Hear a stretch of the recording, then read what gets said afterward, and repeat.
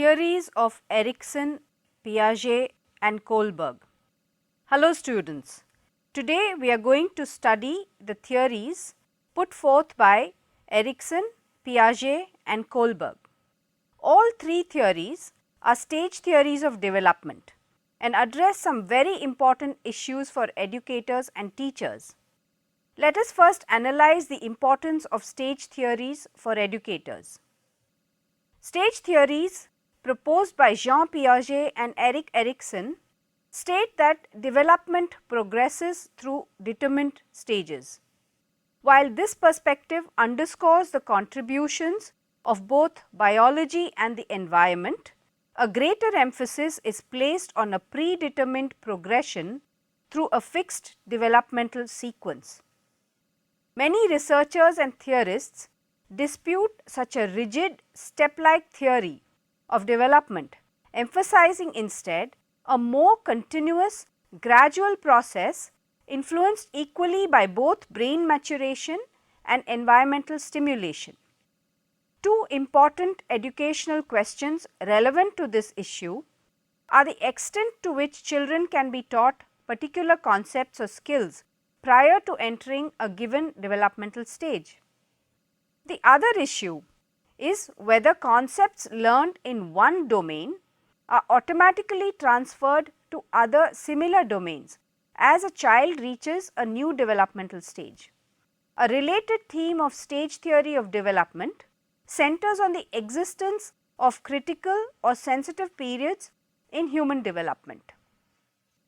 A critical or sensitive period is defined as a time of growth during which an organism is maximally responsive to certain environmental or biological events. Critical periods emphasize the interaction of both nature and nurture, with environmental experiences, nurture, activating biologically programmed nature developmental changes, or conversely, biologically determined changes enabling an organism to assimilate certain environmental experiences. Let us look at language development for instance. Educators often wonder whether there is a critical or sensitive period during which children should learn a second language. Let us begin by a study of Erikson's stage theory of psychosocial development. Erikson's theory. Erikson believed that personality develops in a series of stages. In each stage, Erikson believed, people experience a conflict that serves as a turning point in development. In Erikson's view, these conflicts are centered on either developing a psychological quality or failing to develop that quality. During these times, the potential for personal growth is high, but so is the potential for failure. Trust versus mistrust. Birth to 18 months. During this stage, the infant is uncertain about the world in which he or she lives. To resolve these feelings of uncertainty, the infant looks towards the primary caregiver for stability and consistency of care. Autonomy versus shame and doubt.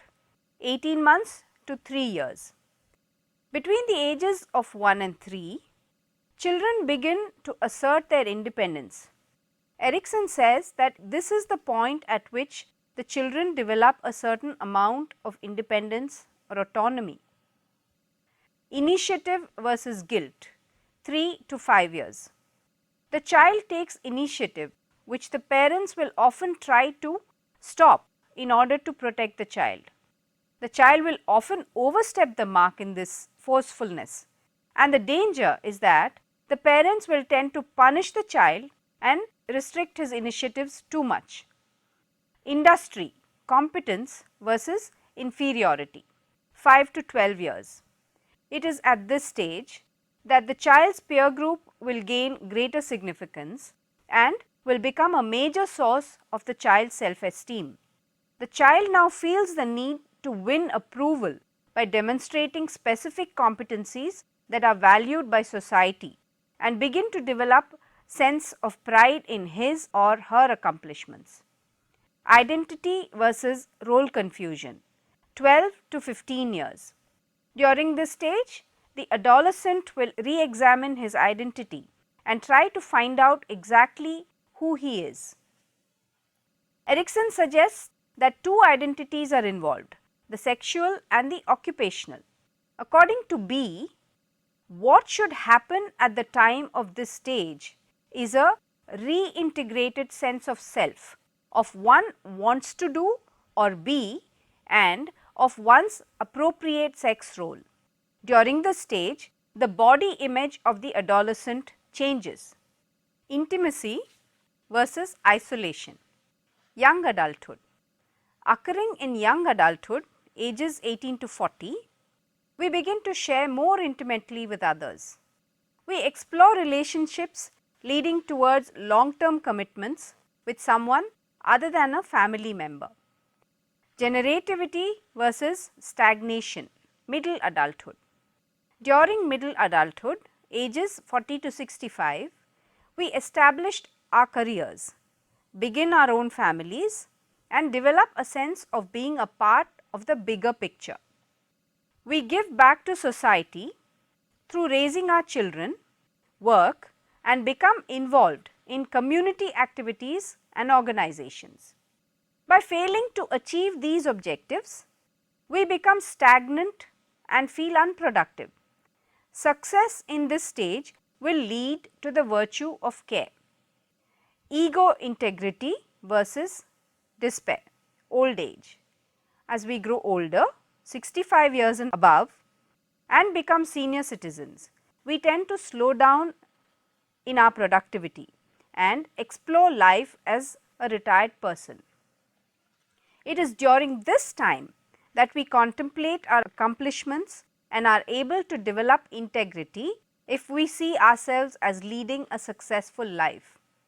Erikson believed if we see our lives as unproductive, feel guilt about our pasts, or feel that we did not accomplish our life goals, we become dissatisfied with life and develop despair, often leading to depression and hopelessness. Success in this stage will lead to the virtue of wisdom. Piaget's theory. Let us now move on to another famous stage theory, Piaget's theory of cognitive development. In Piaget's stage theory, each stage represents a qualitatively different type of thinking. Transitions from one stage to another are generally fast, and the stages always follow the same sequence. The four stages of Piaget's theory of cognitive development are: Stage 1, the sensory motor stage. This occurs from birth to approximately 2 years of age. Infants progressively construct knowledge and understanding of the world by coordinating experiences such as vision and hearing with physical interaction with objects such as grasping, sucking and stepping. They progress from reflexive instinctual action at birth to the beginning of symbolic thought toward the end of this stage. The child utilizes innate behaviors to enhance this learning process such as sucking, looking, grasping, crying and listening. Object impermanence, mental representation of this stage, is when objects exist even when out of sight. At first, children will not attempt to search for an object which is hidden from their view. In their mind, the object simply ceases to exist as they cannot see it. Development of object permanence is one of the most important accomplishments. By the end of the sensory motor period, children develop a permanent sense of self and object. Stage 2, the pre-operational stage, occurs from 2 to 7 years of age. In this stage, a child can use one object to represent another. For instance, a child swinging their arms in a circular motion might represent the wheels of a train. This shows the relationships children can form between language, action and objects at this stage. A major characteristic of this stage is egocentrism. Children perceive the world in relation to themselves only. Another feature of this stage is conservation. Children struggle to understand the difference in quantity and measurements in different situations. Suppose a child is shown a short fat beaker full of water. When that water is transferred to a tall thin beaker, we would know that the quantity of water is identical, only the beaker has changed. However, a child in this stage will conclude there is more water in the tall beaker just because the level of water looks higher. Stage 3, the concrete operational stage, occurs from 7 to 11 years of age. This stage is characterized by the appropriate use of logic. Children learn to apply concepts to anything which cannot physically be manipulated or seen. Children continue to improve their conservation skills, and by the age of 11, they can conserve numbers, weight and volume. Simple maths such as addition, subtraction becomes much easier. Stage 4, the formal operational stage, occurs from age 11 onwards. Children at this stage acquire the ability to think hypothetically. Logical conclusions can be inferred from verbal information, and concrete physical objects are no longer necessary. When presented with a problem, children at this stage can consider solutions to the problem in a logical manner. Scientific reasoning is apparent in this stage. Kohlberg's theory. Students, we all agree that moral development is a major topic of interest in both psychology and education. One of the best known theories was developed by psychologist Lawrence Kohlberg, who modified and expanded upon Jean Piaget's work to form a theory that explained the development of moral reasoning. Kohlberg based his theory on research and interviews with groups of young children. A series of moral dilemmas were presented to these participants, and they were also interviewed to determine the reasoning behind their judgment of each scenario. Kohlberg was not interested so much in answer to the question of whether Heinz was wrong or right, but in the reasoning for each participant's decision. The responses were then classified into various stages of reasoning in his theory of moral development. Level 1, pre-conventional morality. Stage 1, obedience and punishment. The earliest stage of moral development is especially common in young children, but adults are also capable of expressing this type of reasoning. At this stage, children see rules as fixed and absolute. Obeying the rule is important because it is a means to avoiding punishment. Stage 2, individualism and exchange. At this stage of moral development, children account for individual points of view and judge actions based on how they serve individual needs. In the Heinz dilemma, children argued that the best course of action will be the choice that best served Heinz's needs. Reciprocity is possible at this point in moral development, but only if it serves one's own interests. Level 2, conventional morality. Stage 3, interpersonal relationships. Often referred to as the good boy, good girl orientation, this stage of moral development is focused on living up to social expectations and roles. There is an emphasis on conformity, being nice, and consideration of how choices influence relationships.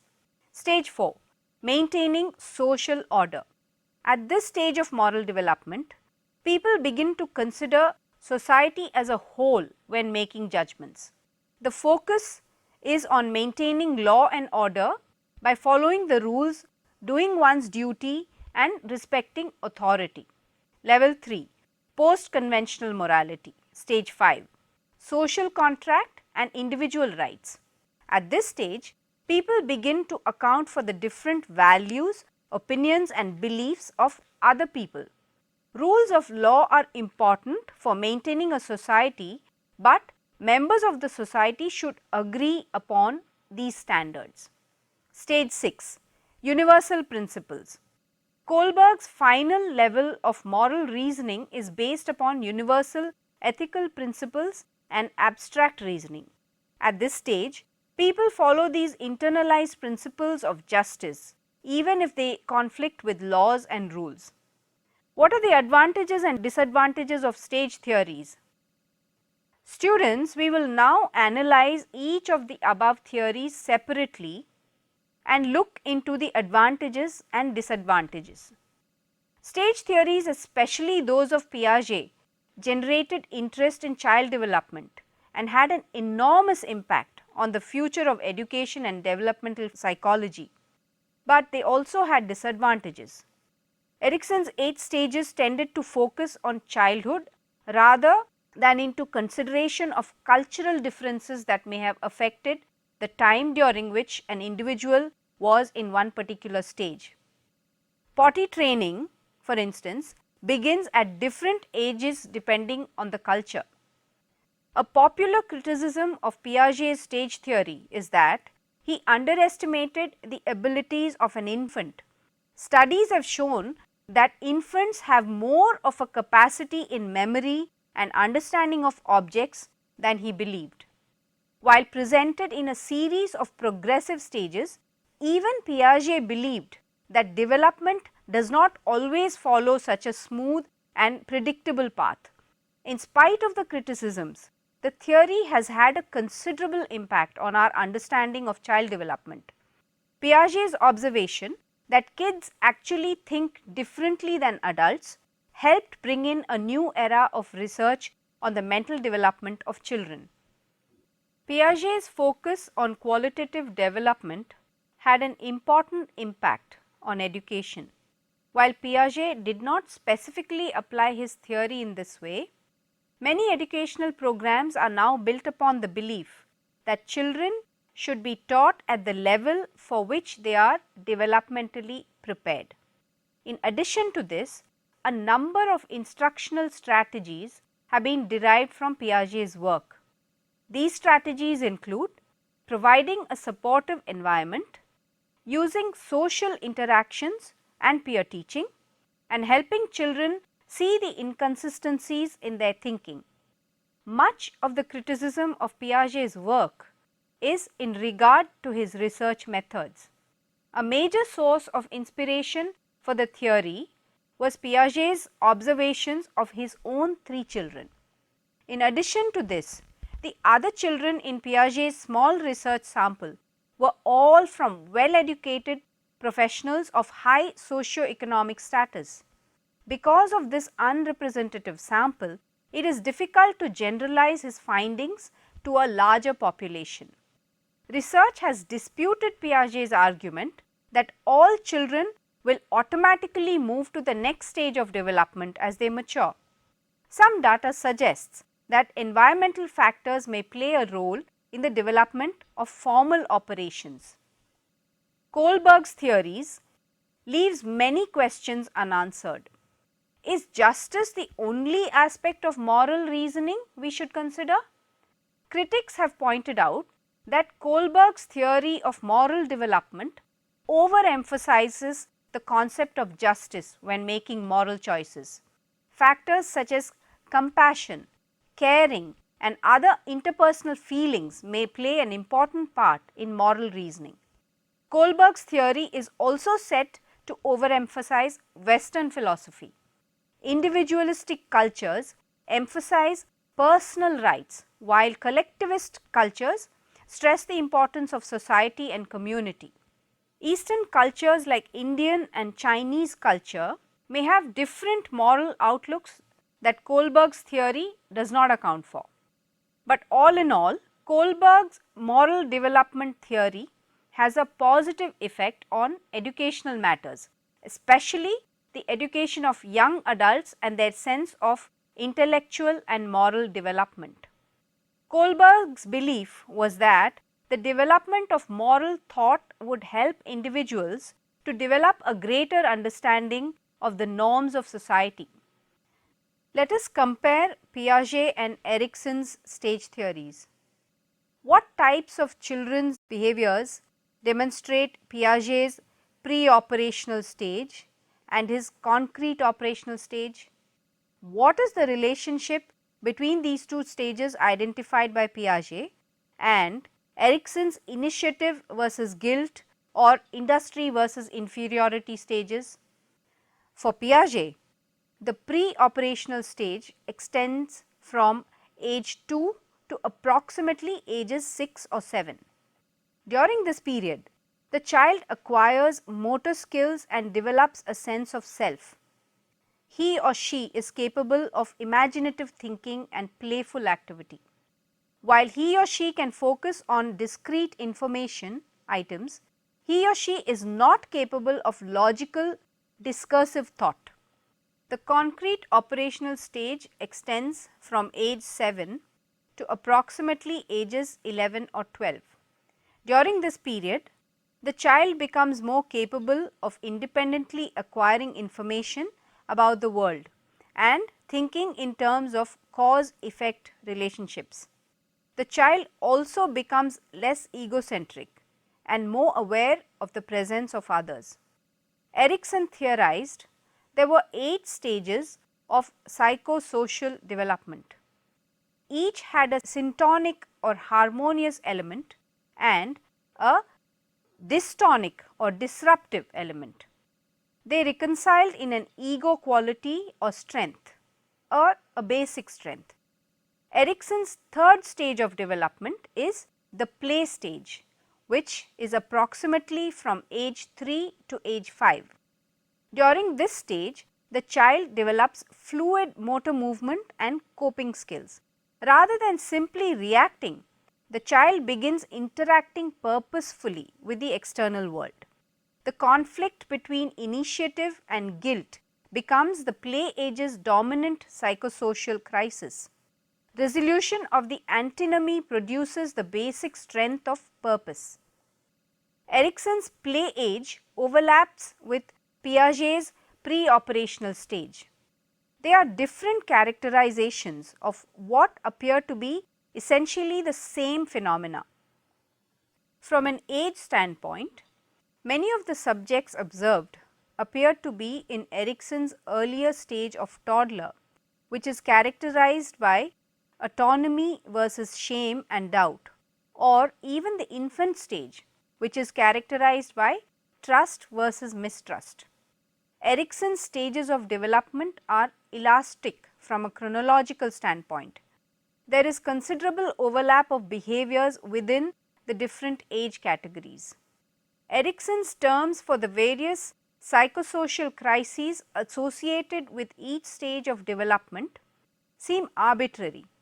While clearly there are instances of behavior that fit within each counterpart, there are many other behaviors that would be better described by use of some other criteria.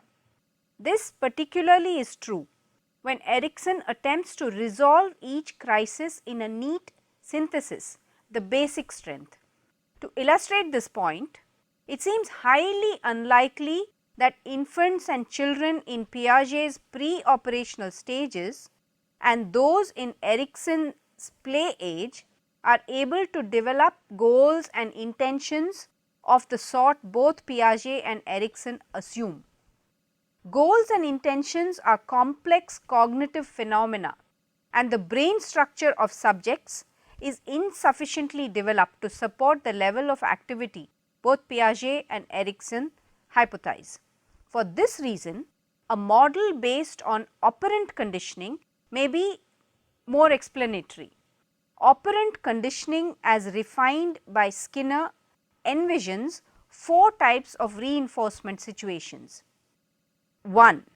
Positive reinforcement, which is a reward for increasing desirable behavior, causing it to go up. 2. Extinction, which is the removal of a previously given positive reinforcement, causing undesirable behavior to go down. Punishment, which is the administration of an aversive causing undesirable behavior to go down. And 4. Negative reinforcement, which is the removal of previously administered punishment causing the desired behavior to go up.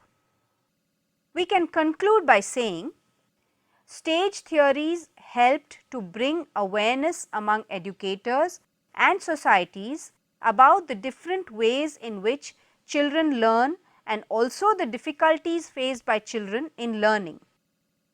The practical implications of stage theories for parents and educators are: parents can use Piaget's theory when deciding how to support their child's growth. Teachers can also use Piaget's theory, for instance, when discussing whether the syllabus subjects are suitable for the level of students or not. Recent studies have shown that children in the same grade and of the same age perform differently on tasks measuring basic addition and subtraction fluency. Teachers who work with children in both the pre-operational and the concrete operational levels of cognitive development should adopt suitable academic expectations with regard to children's cognitive developmental abilities. The need for educators to individualize and adopt appropriate academic expectations appears to be most relevant for children at the first grade level. Kohlberg's stage theory of moral development can be used as a guide by educators and parents while teaching their children the appropriate values to live in harmony with others and with society. Kohlberg's theory will help them to formulate the right methodology when it comes to moral education, which will lead to great effectiveness and efficiency in moral education, with great gains to society as well as the individual. Thus, stage theories have helped educators to formulate the right methodology suitable for the age of students in cognitive, social and moral fields.